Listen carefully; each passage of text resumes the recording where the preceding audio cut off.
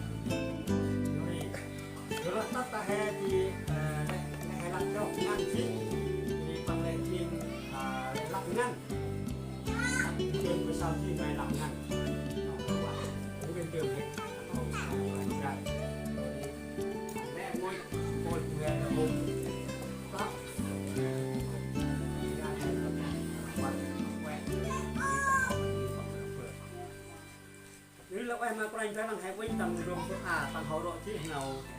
nào trôn được lúc em có anh rất thì cấp độ rốt nâng tầm nào thun lô bằng chí thì tầm trống thích mà tám chục prao chi bu nằm cho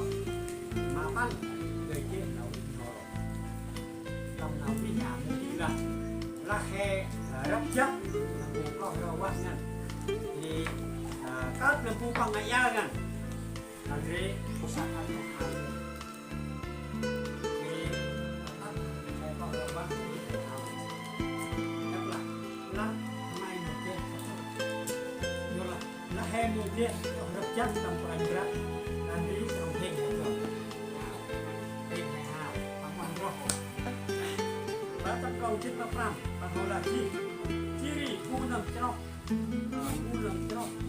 mà bắt người kia nào trong những phao gió là rất đúng không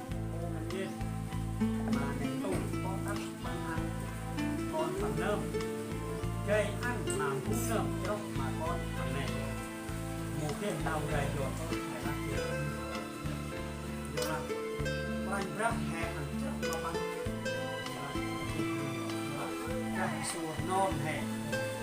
rồi chúng ta khi ta sẽ luôn tất phần này với cái nào tây sẽ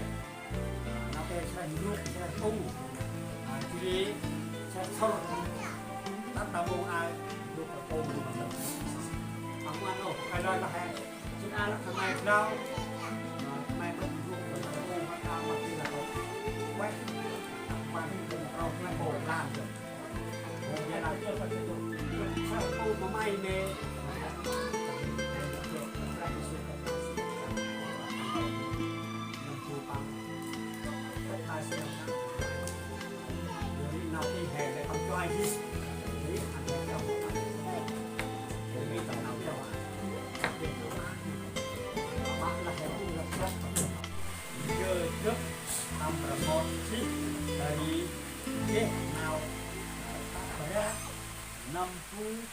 giờ này ăn năm nay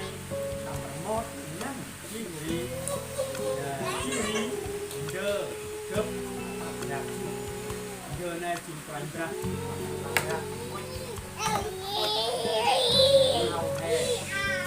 về hè đi tàu đi lạc giờ ta cha cha nọ nọ cha dùng về dùng về con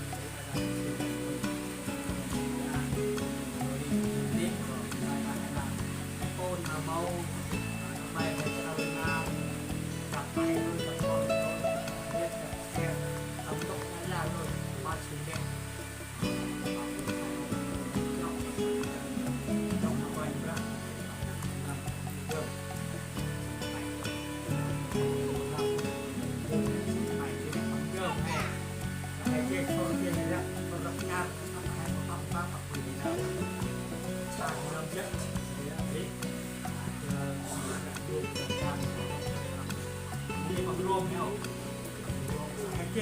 giờ cua còn mình một đấy tiền ruột tiền phu tiền một cua còn mình ruột hay quay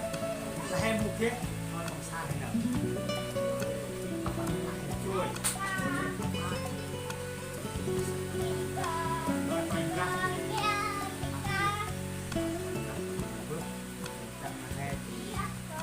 để vui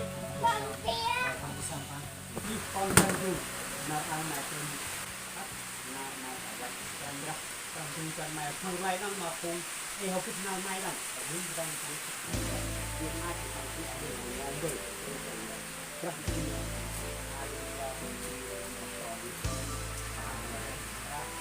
ở đâu chắc vô ta không sáng này đây đây ra tăng lòng